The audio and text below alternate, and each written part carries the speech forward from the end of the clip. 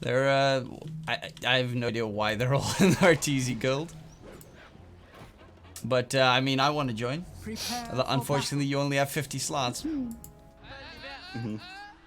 You are neither top 100 nor a super famous streamer or millionaire, so you don't get in.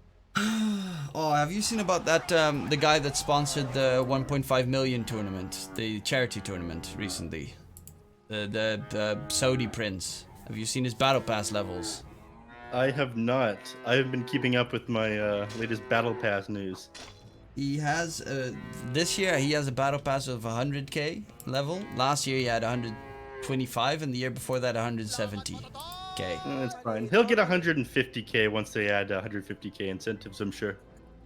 Like, what the? I mean, some people just have money to burn.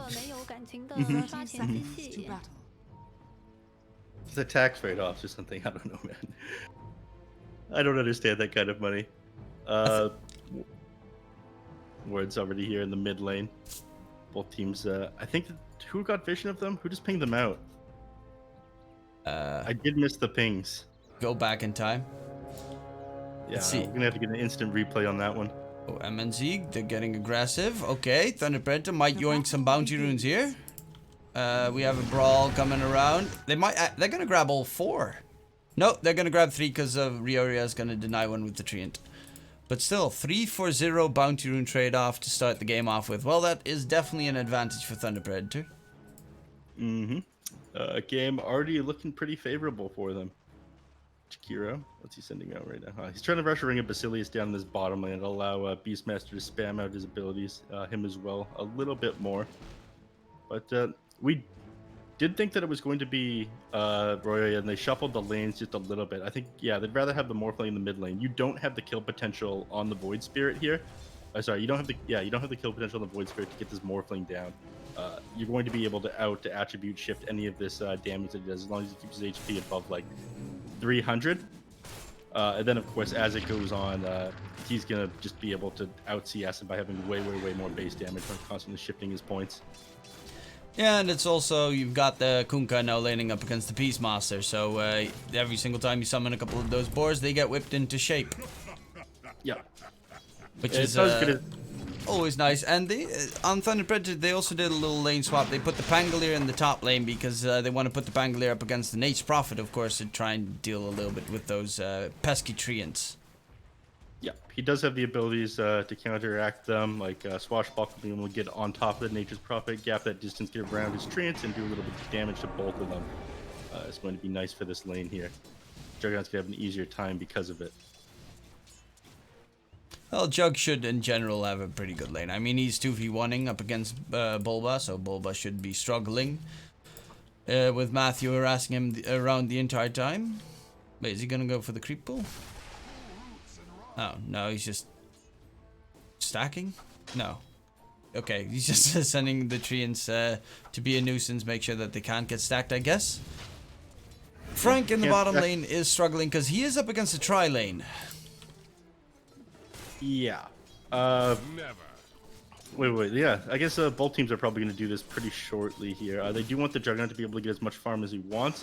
Bulba is going to be a huge issue for him for now, though. Up until you're able to just run him down with a couple levels and spin and force him out of lane, I think you need to keep Matthew up here. After that, you can put him back down, though. Jakiro getting gone on. Yeah, bottom lane is in a little bit of trouble. They are dropping him low, but one more hit, healing salve, and that's just a wasted healing salve to boot. First blood for Fly. Grimmy does the job. I mean, that's the plus point of both your supports starting the game off with brown boots. Yeah, that came into prevalence just like a couple of months ago. Again, people have decided to start rushing those, and with the movement speed of boots changing back to how they used to be, or with like the flat bonus that it gives instead of the percentage, it makes it more worth it to grab it on low movement speed here at the start of the game. Or really fast and then have even more fun where you can literally chase anyone down. Well, that too, but like how it scales against faster heroes is a little bit different. Courier gets picked up in the top lane by Matthew. I think he swashbuckled it. He swashbuckled to get on top of it. I don't think you can kill it with swashbuckle. Oops. I'm not 100% Swashbuckling sure, on but top of him. I don't think I've ever seen someone swashbuckle it to death. Whereas the side blades from TA do kill it. There's some weird mechanics in Dota. Some things still confuse me because it's still physical damage, pierces BKB as well. It should kill the courier on paper. Yeah, there's a couple of multi-hit abilities that don't. Sideblades does affect ancients and whatnot. Couriers used to be considered ancients. I don't know what the hell they are now. There's something. They're like spell immune ancients or couriers. In the top lane right here, Bulba did a kind of nice play. Juggernaut was trying to spin on top of him. Bulba did manage to actually block him with trance. I missed that mid lane kill though. I also missed that mid lane kill. Artur taking down Leo style 1v1 in the mid. And now he's doing the little, you know, the scary Morphling health swap. I always get, you know, my heart goes a little bit wrong when I see that happening every single time on the health bar pull. Yep. Look at what happened there. Just tried to go on him with the Void Spirit. Arteezy actually opted to go points into Adaptive Strike. And of course, once he's like even level 2 in Attribute Shift, you don't do enough damage per second on the Void Spirit to be able to take down the Morphling. You need somebody with you at that point. And you aren't going to be able to burst him down before he gets his Attribute Shift off or activate those stuns I talked about at the start of the game. I'll cut myself short here because there's this fight going on over here. Yeah, they're gonna be chasing down MJZ again. The Jakiro in trouble. Fissure block coming through, and Jakiro will be smacked by the support. I mean, that's the problem. It's like when you're playing up against the Beastmaster. Well, in this case, you know they are, but the Beastmaster cannot chase them down. But if you're a support without boots and those boars get on top of you, you know you're gonna die. It's just a matter of when you're gonna die, but you know you're gonna die. Yeah, exactly. So many people have been trying to pick just like any counter that can easily deal with these Beastmaster boars once they queue against it. Once there's like 2 up in the Beastmaster, it's like impossible to run away. You got one other here with you, you're just dead, exactly like you just said. At the moment, like 3 kills for EG, but the net worth still favors Thunder Predator, and MNZ is top net worth of the game. Like his top lane is absolutely free farm city. Wondering what build he's gonna go for. Do you think it's gonna be the Mask of Madness, Diffusal, Mask of Madness, just in general, Mask of Madness or Battle Fury? Because I've seen the variations depending on how much farm they get. Leostyle in middle lane, being chased down.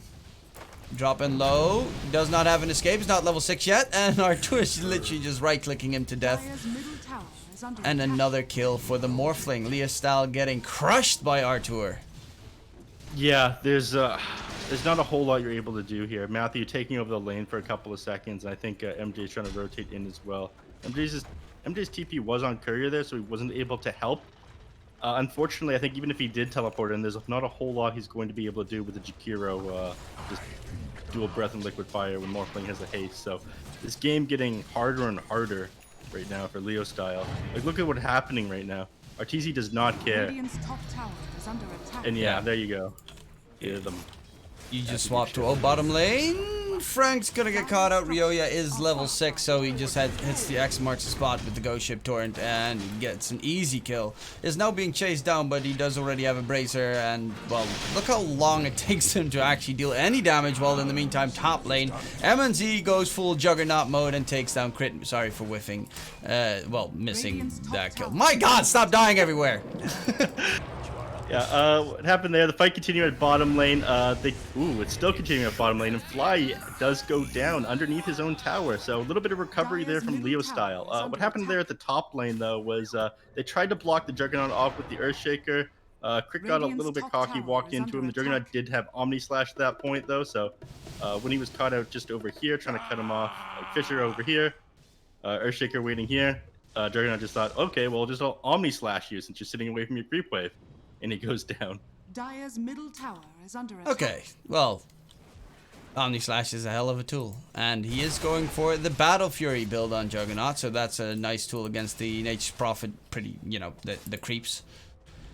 And it's just because he has such a good advantage in the lane and just pretty much a free lane. Battle Fury is the most value because you can scale up your farming way faster than with the Mask of Madness, which is more kind of a fighting item to go for. Bottom lane, the whip comes out. Ryoya gets himself another kill onto Frank. Well, Frank's not having the best of time. Yeah, Frank is going to need to do something about this. You do have like a very easy recovery on Beastmaster, what with all your units, you're able to... Ooh, he actually goes on him here. He's got the double damage rune. Fly goes down, gets picked off. They're going to know that that's warded now, though. These kills are happening fast right now. There's people jumping all over the map. We got Morphlings waveforming. We got Void Spirits astral stepping. We've got our TC chasing after enemies, gets disarmed, walks into the Aether Remnant. And the tier 1 tower in the middle lane is going to be secured by Bulba. But Arteezy is still just looking for Leostal to right click him. Nothing special, just walking up to him. We even see the new taunt of Void Spirit. What's that one called? The Curious Movements Indeed. Radiant's top tower is under attack. It's a very high point in the battle pass, I think, that you get it, like 800 or something. What's he got? This is... He's only... No, I'm an idiot. Which one is... Coddle? There was one that was at 800. I can't remember which one. I've got to go over my battle pass knowledge soon, because I'm only battle pass level 2. Yeah, I can give you the name of a couple of hat consultants that you can talk to about this kind of thing. I do love the new battle pass, though. The new battle pass this year is wonderful. Valve has outdone themselves. It came out just when I got home from work at like... Or sorry, I saw it when I came home from work. I was tired as hell, and I looked at all of it, and I thought I was like delirious getting off my night shift. Woke up the next morning and saw that, yeah, it's actually just a huge cluster of tons of different things you can do. So I don't think I'm gonna go bored of it over the next couple of months, actually. Vanished. No, I'm wondering about the new... I mean, the Immortal skins could, you know, get a little bit boost, but they gave us, what, 3 Arcanas to, well, female anti-mage and, what was it, Clock, a Tiny, no? Pudge, Pudge. Queen of Pain, anti-mage, and the one true king, the King of Bones. I gotta say, though, female... Right? Wind Ranger. Wind Ranger, that's the one. Yeah, but female anti-mage is looking kind of cute. I mean, I agree with you. This, you know, why don't casters get an input in this? Just make an extra little area. I want to press stuff. You guys get, casters get input. You get those treasure troves, you know? What are they called again? I want to whack a meepo. You want to whack a meepo? Oh, you want to be able to play this in the pause screen. No, we just get to commentate this. Yes, I mean, it's great if I also get to do stuff. Otherwise, it's like, eh. And no one is even playing the games with the pros. That's the worst part. I mean, if I play a match and someone pauses the game, and my teammates are like instantly unpausing every single time, I get really salty now because I can't finish the game. Catch on to Fly though by Leostal in the meantime. Bottom lane, they're gonna go for the tier 1 push, and we have Ryoya split pushing top lane. Bulba, sorry, I'm confused with who's playing the Nate's Prophet for some reason. Bulba getting some split push in top lane. Tower is under attack. Yeah. Radiant's bottom Bulba's tower playing this is under wonderfully attack. right now. Every time Thunder Predator tries to commit somewhere, Bulba's exactly where he needs to be on the map. He wouldn't committed to the mid lane, and I was talking about this at the start before the game started. Oh, jeez, I gotta stop using that word. Anyways, when you play Nature's Prophet, you want to take the mid lane as quickly as possible. And that's exactly what he did. He did it pre-10-minute mark. Once he had this, whenever the lane pushes through here, and you get like past the river all the way down here, if the enemies aren't pushing it out and defending it, you know that they're somewhere on the map and they're heavily committed. Because of that, even though they didn't really have all the wards in the world down the bottom lane at the time, they didn't have vision of them, he knows that the enemies are going to be elsewhere on the map, and because of that, it was safe to take the top tower. Bulba's got like a 10,000 IQ in Dota. Well, yeah, if they're all on the other side, then your side is safe. However, Fly, he did not know where his enemies were. They just completely jumped him, and Fly loses his life. Again, they're going to go for the tier 1 tower mid. I mean, this is a perfect moment to split push that top lane, of course, for Bulba, because, well, now no one's there, and he already damaged the tier 2 tower to about half HP. Fortunately, they don't get it though. Matthew has to be a bit careful. I think he's gonna get come down here. Roar coming out. MNZ is trying to go for Ryoya, but the Sprout actually blocks MNZ completely. He's got the Omni Slash. He's looking for a target. He's gonna spin onto the Morph. That is a Morph. That's a stolen healing ward that keeps the Morphling up and running the entire time. Omni Slash onto crit is gonna do a decent amount of damage. Jumps over to the Morphling. Still no one, well, except for Ryoya dying. They're gonna chase down after Arteezy, but he is looking like he's going to be just fine. The catch onto Bulba. Bulba is going to be a big one, though. And Bulba gets smacked. Leah style will just be able to walk this off. And a 3-4 and a tower for absolutely nothing. Thunder Predator take that mid lane under lockdown.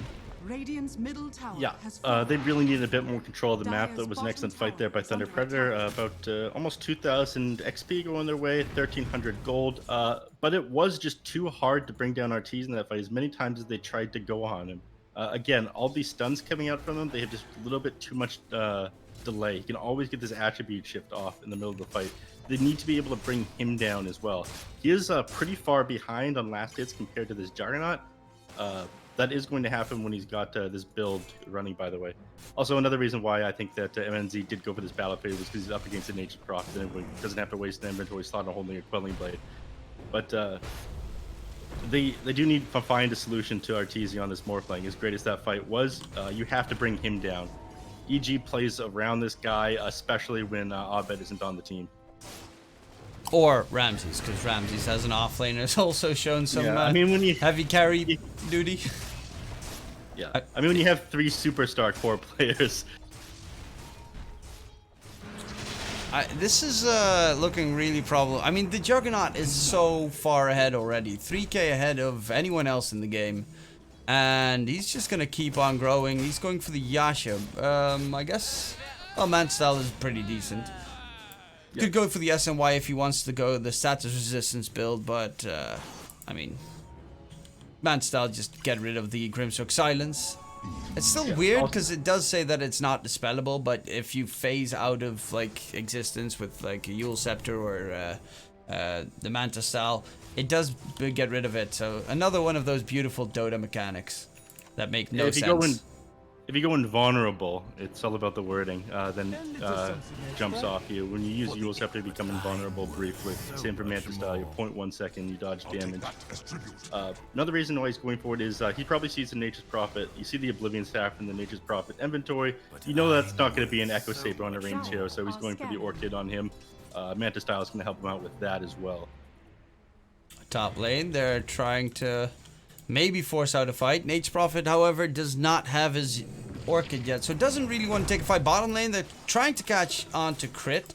Rolling Thunder was pump faked, but MNZ does have the Omni Slash available. Is not going to attempt the jump because, of course, you don't want to lose this advantage by going in too deep. He tried taking down the Shaker last time. He doesn't have the greatest attack speed. However, crit right now up against MNZ. Playing a dangerous game. Swashbuckler comes in. MJZ, Ice Path block coming through. Ghost Ship should be enough to keep the Shaker alive. And okay, that was weird. Did you see the Juggernaut blink as well? Omni-Size coming out onto Bulba and Ryoya. The Battle Fury does do a decent amount of cleave damage. Bulba's in trouble, gets right-clicked to death. And the Soulbind onto absolutely nothing because there's no ally near MNZ. He gets a double kill onto the tower, uncontested, and can just go and start forcing down this tier 2 tower. Yeah, I didn't see him blink around right there. Servers have been a little bit wacky since the Battle Pass came out. Heroes have been known to jump around the last couple of days. Might have just been something on the servers end that localized to you. Juggernaut played that a little bit dangerous though. The enemies had just about gotten him. He committed his Blade Fury really early there. He needs to be able to save that to get out because he can go down really quickly prior to him getting his Manta style if he can hit the start of the fight. But he did get away with that one. Whole time Arteezy just realizing that's not a fight I can take. I'm going to continue to farm the top lane. I'm going to get my Yasha. I'm going to get my Ethereal Blade. Then I'm going to come to these fights. If he gets this, he's going to be able to blow somebody up on the back line easily. Stop myself short. They're going on the Grimstroke. And Fly again gets caught out by Leo Style. I think he's killed Fly 4 times? Every single time he catches Fly. Radiant's Yeah, bottom he's got tower really good is vision under of Fly, and attack. Fly isn't able to do a whole lot once he's got this Yule. Again, just able to gap that distance instantly. Dire's top tower Disaster is step. under attack. Big item Not a- picked up though on the Morphling. He's got the E-Blade, which does, well, first of all, you can blow someone up. Second of all, against the Omni Slash, you have a save now available Radiant to keep are yourself scanning. going. Yeah. And through all of that, like this massive team fight, the massive advantage on MNZ, they are 6 skills ahead, they are a bunch of towers ahead as well. But the net worth advantage is only 2k. Yeah, And experience is 4k. Win percentage, however, Gaben does love himself a good farm jug. he does. That hero is insanely good at pushing. He can like turn around a team fight instantly. Arteez has been doing a pretty good job of keeping up with him, though. Even with this Battle Fury and Morphling having like abysmally bad movement speed, no thanks to that recent update, he's been keeping up with the jug. I'm gonna stop myself because we're about to see a pretty big fight here. They might catch Leo style. He pops the smoke. They realize that someone's here. Actually, I don't think they're gonna get anything from it. The He was Assault standing just in the hiding. perfect location. Yeah, he spots all of them as well. His team is coming in. Well, actually, not all of them. Frank's just chilling in the bottom lane, getting some split push up going. That was perfect. I mean, that it had to have been just super lucky. I think he was heading over there to farm that creep camp, and he managed to pop the entire smoke. He gets Arteezy. Arteezy, there's going to be the official block. Jump in, Echo Slam, Heliosal. That was a very sneaky debate. Crit blinking in. The Blink Dagger reveal and a 5-kill streak picked up by R2. They're going to look for that tier 2 tower possibly. I mean, with Leosal dead. Just wait for the E-Blade to be back up. Or just straight TP. No one nearby enough. They might continue the chase. Fly, of course, is the one that's going to be caught out. And just right-click to death by MNZ in very quick fashion. Yeah, they know once Arteezy's gone, we can easily take this fight, even with my Void Spirit dead. But with the Aether Remnant still on cooldown, that was a bit of a bold move, especially when you know that you would just pop the smoke of those heroes. It looked sort of good for Leo style, but EG just reacting to him jumping on too fast. I think they were expecting an Aether Remnant as well. Once they realized that he wasn't going to drop it and the Yules, then they initiated on him. So, nice turnaround there by EG. But they do lose Fly and they lose the Aegis because they lost the team, or they got ganked around that first bit there while the Morphling's TP was on cooldown. And Leostal gets himself the revenge onto Crit, takes him down. A little bit of payback for top lane, that Echo Slam. Yeah, this, I mean, the game, still the net worth is not that big, but it feels like Thunderbird to have so much more impact and a lot scarier at the moment until the Morphling is finally done with this Agnum Scepter. Will become the second Shaker. We've all seen this plenty of times. The double Shaker combo, where he just jumps in, waveforms out, jumps in, waveforms out, and smacks people with 400% auto attack damage increase. It's like an NBA game with everyone jumping around dunking. Radiant's top tower is under attack. Big sports ball fan here. Yeah, nah, baseball, baby. I really shouldn't make a joke about baseball when I'm casting NA, but let's just continue watching Dota, which is the best of sports. It's called esports. In the meantime, MNZ taking out the tier 2 tower top lane, tier 2 tower middle lane is going to be taken out as well. That's all the outer towers soon secured by Thunder Predator. The only stop left is the high ground. And this Juggernaut, he's got a Battle Fury, Manta Style, and a Skull Basher. Radiant's middle tower has fallen. Looking pretty good. He's going for the Iascadi next, which is of course a hard counter for the Morphling, because I think it's 30% healing reduction if you get hit by it. Yeah, there's two reasons why it's super good against the Morphling. It does two things. It reduces the amount that he recovers with the healing reduction. That is by 35%.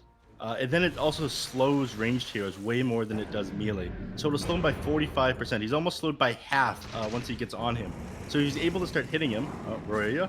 Yeah, he's playing Ring Around the Rosie the entire time. But Matthew's got the Blink Dagger as well, so they just get on top of Ryoya and finally manage to secure the kill. I mean, it was inevitable. He was just literally running around the same tree trying to dodge Leo style the entire time. Yeah.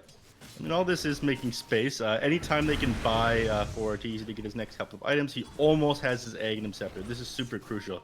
Him dying right there, not nearly as important as him getting this online, like jump onto the back line in these team fights here. So another 420 gold. And he'll have it done. He does get back though. He thinks better of going too far forward here, even though he is pretty close to that Aghanim Scepter. He cannot get caught out right now. Anytime they can save right now, waste the Aegis of the Immortal time, get a little bit closer to that. It's wonderful for them.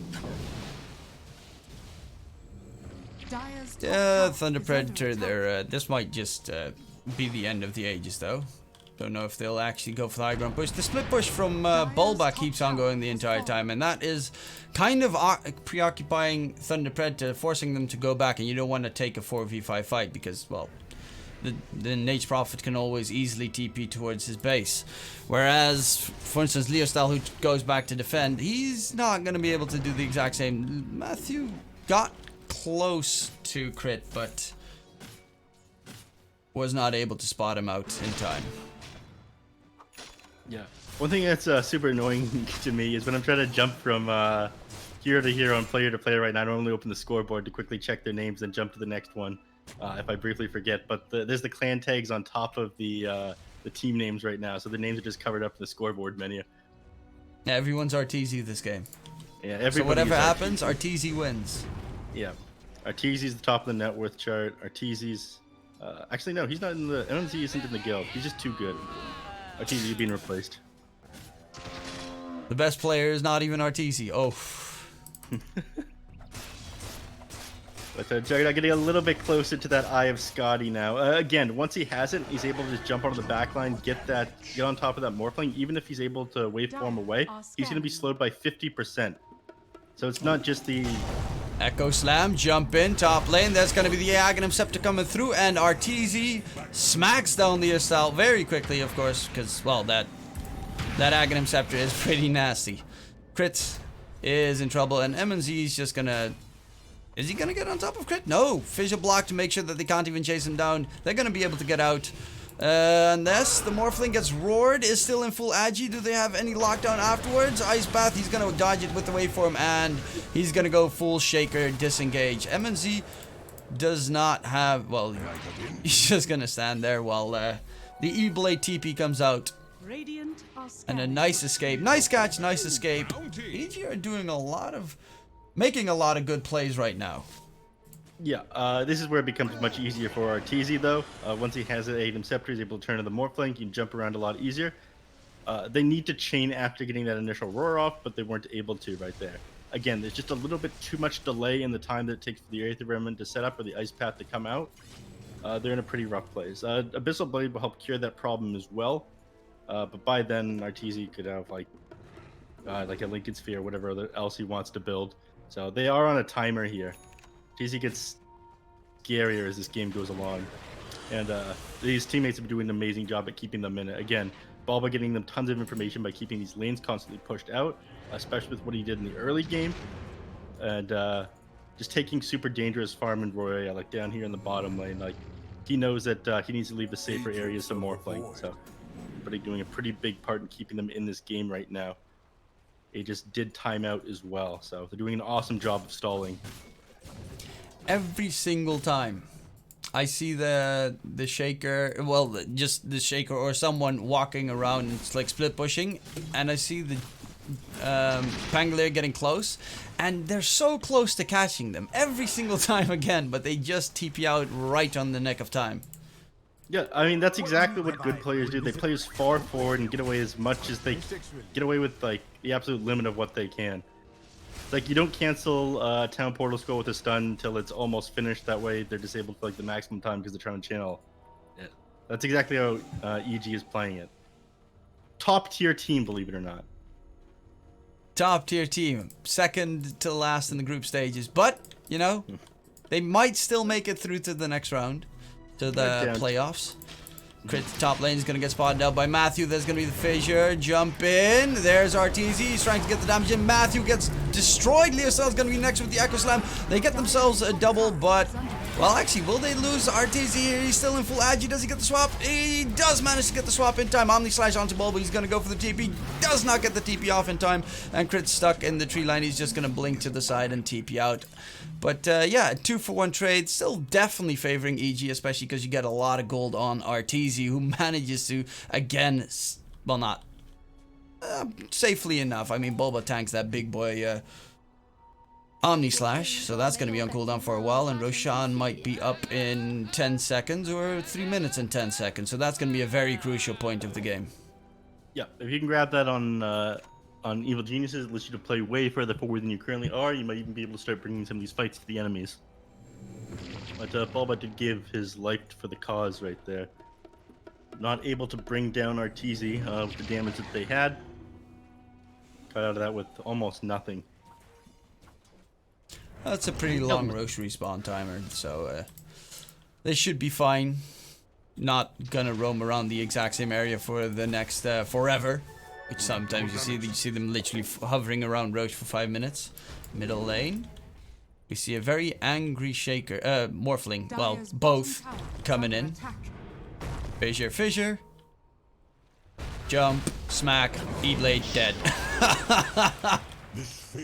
Yeah, look at how good this is, though. They split their attention up when they're doing this. Like they're putting the heroes down here and over here at the same time. They're kind of poking them, so you can't tell if they're fully committed or it's just somebody kind of messing around in the mid lane, just trying to draw their attention. They end up getting both of them for it, the tower and Beastmaster there. So super good coordination right there by EG, kind of throwing Thunder Predator off. You love to see it. Yeah, that's what friendship is all about.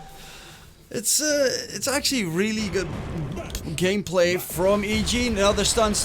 E-Blade gets thrown out. Did they get the control on the Void Spirit? It's the Morphling wave forming in aggressively. Matthew's gonna Rolling Thunder around, and the Morphling actually jumps towards MNZ. That's not the best place to be. RTZ will get taken out. That was the exact wrong position to jump to. Jumping right on top of the Juggernaut, who luckily enough, well, I mean, he didn't have his Omni Slash, but the Basher plus a lot of right-click damage and crits definitely is not in your favor.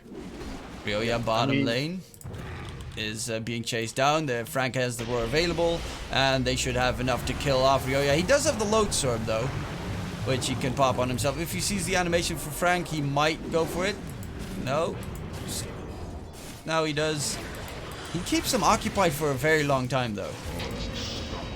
And somewhere Fly dies to Matthew and MNZ. Okay, I was afraid that MNZ just uses Omni Slash for Fly, but he did not. 3 kills for Thunder Predator, and Roshan just respawned, which they should have vision of, so they can just walk into the Roach Pit right now, especially because there is no Ghost Ship available for another at least 35 seconds.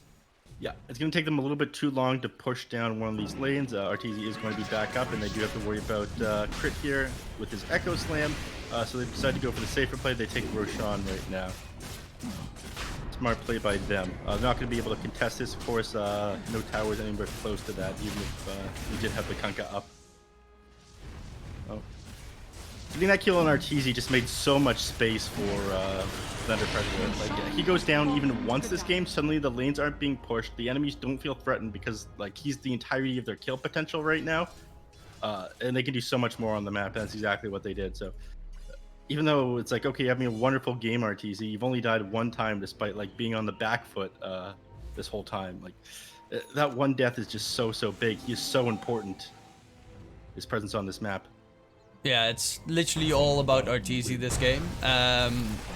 And, well, he gets another one, takes on Matthew. I mean, if anyone of EG is not paying it, of Thunder Predator is not paying attention for half a second, they just get completely obliterated. Yeah. Bulba, he's got a very core-heavy off-laner Nature's Prophet build. Maelstrom, BKB, Orchid. That is, I mean, it feels a little bit too greedy, honestly. It could pay off, but he hasn't really done that much with it except for split push a little bit, which you don't really need the Orchid for, honestly. Yeah, I mean, the Orchid forces a couple things. It forces the Dual Scepter on Void Spirit. I mean, probably would have gotten it anyway. A lot of people like getting it just because it's a very good setup for the Aether Remnant. It offers a D-Spell. It does a bunch of things, but you can do a lot with it, and again, it's just a pretty good DPS item. Maelstrom, of course, lets you push out around the map, and you absolutely do need a Black King bar against this lineup on Thunder Predator. I mean, the BKB is nice and all, but Bangli is building into a Bastion X, which appears to be... Oh, RTZ gets caught, sorry. Fissure blocked to interrupt. Okay, he's gone. Or is he? Leostyle gets the 8th Remnant connection. RTZ does not swap towards strength in time. He's going to get silenced. He plays himself, but the magic damage is too much from Leostyle, and they will burst down. RTZ again does have a buyback available. 80 seconds. Rolling Thunder in with the Blink Dagger onto Ryoya. The Kunkka is in trouble. Does not load sorb himself in time, and that's Ryoya dead as well. Double kill for Leostyle. And in the meantime, we've got Crit and a little bit of Bulba split pushing top lane. Keep that split push going because you don't want to buy back, but you might just sacrifice a lane of Rax for this. Radiant's middle tower is under attack. Guys, he wants to go on to the top tower. It looks like they're going to try to trade instead of fighting the enemy here. I'm not sure they're going to be able to do this against Pangolier, though. Again, spamming the swashbuckle is going to allow them to get disarmed. They're not going to be able to hurt this tower at all. Meanwhile, this tier 3 in the Radiant side is getting ripped apart. We're going to Raxes now. Radiant's middle barracks are under Are they going to throw the defense, aka buybacks, or are they just going to let 2 sets of Rax drop? I don't know what I can say. Okay, the buybacks come out. Soulbind on MNC. And they need to get a catch. Fissure Block is going to stun up Leostyle. Soulbind latches on at the last second. E-Blade gets thrown out. Leostyle Beautiful timing. is going to get taken out. Omni Slash bouncing around. Ryoya is trying to soak as much of it as possible. Crit's going to be alive as well. Juggernaut's going to get silenced. Does have a Man Cell still available, even has the Aegis if necessary. Ice Bath. Somehow the Morphling doesn't get caught in it, but bigger catch. Morphling is dead. Echo Slam from Crit comes in, but it is a little bit too late because RTZ is died back. They're going to get the control in on Ryoya. Finally, they'll get rid of the Aegis, but the rest of EG, they're trying to run away. They're in scrambles right now. Ryoya is going to get caught. Does MNZ get on top of him? It seems not. Ryoya should be able to get back, but they will lose themselves. Crit as well. Who does, luckily enough, have a buyback, but no RTZ for 80 seconds. Abyssal Blade in, and of course, Fly is going to be caught out. Buys back. They do have the repair kit, though, to keep their buildings up. Can they hold on for 74 seconds? We have Bulba split pushing top lane the entire time in the meantime. He's trying to get to the enemy's base. Slowly but surely. I'm not sure that he's going to be able to do anything, though. Again, they can't take the fight against him. There's too many heroes on Thunder Predator, and everything is on the side of Arteezy. Like, he needs to be alive, he needs to be in these fights, but they built too many items to counter him, and they focused him too hard. They knew that his presence in these lanes was the only thing they needed to shut down, and they did that. So 2 racks is down already. Arteezy isn't up for another 40 seconds. Thunder Predator, I'm not sure if they back off here. I think you just take you try to take another set of racks. You use this time all your TC's down. You don't give the Evil Geniuses a chance to come back into this game. Again, I just hate the repair kit so much. Another repair kit usage coming through. I'm actually surprised that Bulba didn't just split push bottom lane because there were a lot of creeps pushing there and was a lot closer to the Dire's base. If you're gonna try and push them back, he did manage to get one back, and that was Leostyle, who is now running in to the fight. They're actually gonna back off. I mean, Arteezy is back alive. 16k net worth lead. They just, I mean, if they manage to successfully kill off Arteezy, the game's over. They did lose the Aegis in that fight, but still have a cheese available on Leostyle, and they've got such a massive advantage right now. It's Struggle City. Will EG be able to recover from this? They have been on the back foot the entire game. Almost managed to recover, but those deaths on Arteezy in a row just hurt them way too much. Yeah, they smoke up. They're trying to get something from this. All the enemies backing away, maybe split up. Neutral items come up in another 30 seconds. The tier 3s. Sorry, tier 4s. Dire's structures are fortified. But, ooh. Oh no. Oh no. Jump in. Leostyle gets annihilated. 75 seconds. Does not have a buyback available. MSZ Abyssal Blade jump onto Bulba. Bulba gets taken down as well. That BKB doesn't help against the Juggernaut's Abyssal. Soulbind to hold the 2 in place. There's going to be a jump in. Arteezy's going to get aggressive. Who's he going to go for? He's going to go for Matthew. The Pangolier is in trouble. The Ghost Ship comes flying in. MNC still has the Omni Slash, but he's just going to go for the backline. He knows who he needs to target down, and Arteezy, he's going to, well, Rio's going to get Omni'd, but he walks towards Arteezy. Rio, I just killed Arteezy. What? He just saved your life and you kill him. Why, Rioya? Why?